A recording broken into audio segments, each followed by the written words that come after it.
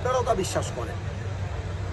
সম্প্রতি আমরা দেখেছি যে এক প্যানেল অন্য প্যানেলের বিরুদ্ধে কিছুদিন আগেও অভিযোগ করেছেন যে ইফতার খেয়ে গিবত করে পাল্টা অভিযোগ কিছু পেয়েছি। সেক্ষেত্রে কি আসলে মনে হয় যে নির্বাচন সুষ্ঠু হওয়ার ব্যাপারে আপনি কতটা আশাবাদী?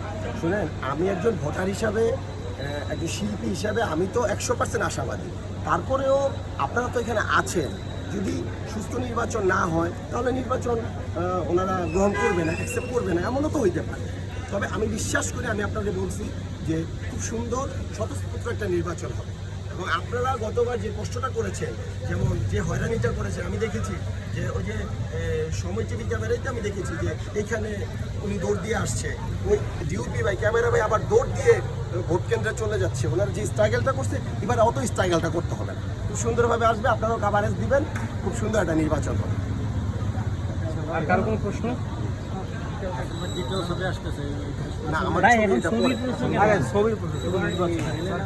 আজকে নির্বাচন নিয়ে অন্য ছবি টবি আসবে না, কিন্তু নির্বাচন নিয়ে কাজ করবে।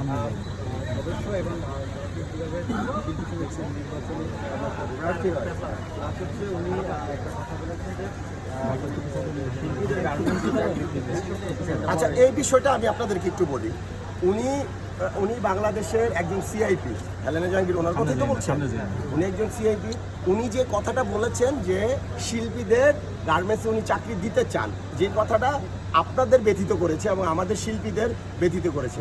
এবং এই কথাটার, এই টপিকসটা নিয়ে কিন্তু শিল্পী আপু কিন্তু এটা নিয়ে খুব ব্যথিত হয়েছে। কিন্তু মূল যে ফুটেজটা, ওইখানে কিন্তু উনি বলেছেন শিল্পীদের উনি চাকরি দিতে চান না। শিল্পীর যে আত্মীয় স্বজন যারা আছেন তারা যদি বেকার থাকে, ওনার ইন্ডাস্ট্রিয়াল উনি চাকরি দিতে চায়।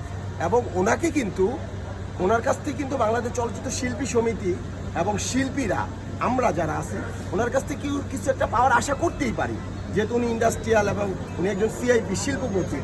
এইটা উনি এই অ্যাঙ্গেলে বলেছেন এবং ওনার যে মূল ফুটেজটা, এটাতে কিন্তু এটাই প্রমাণিত হয়েছে।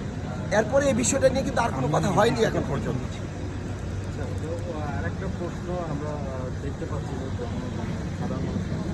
উনি কীভাবে সদস্য। আচ্ছা, এই যে কথাটা, এইটা কিন্তু এই অ্যান্সারটা আমি দিতে পারবো না। এই অ্যান্সারটা দিতে পারবো বাংলাদেশ চলচ্চিত্র শিল্পী সমিতির যিনি সভাপতি এবং যিনি সেক্রেটারি এবং ওনাদের যে কমিটি ছিল, ওনারা এই প্রশ্নের অ্যান্সারটা দিতে পারবে। কারণ আমি হেলেনা জাহাঙ্গীরকে সদস্য করতেও পারি নাই এবং ওনাকে আমি করতে পারবো না। এই ক্ষমতাটা কিন্তু আমার মধ্যে নেই। এটা যদি প্রশ্ন রাখে, এটার উত্তর উনি দিবে, ওনারা দিবে। আচ্ছা, ওকে, থ্যাংক ইউ ভাই।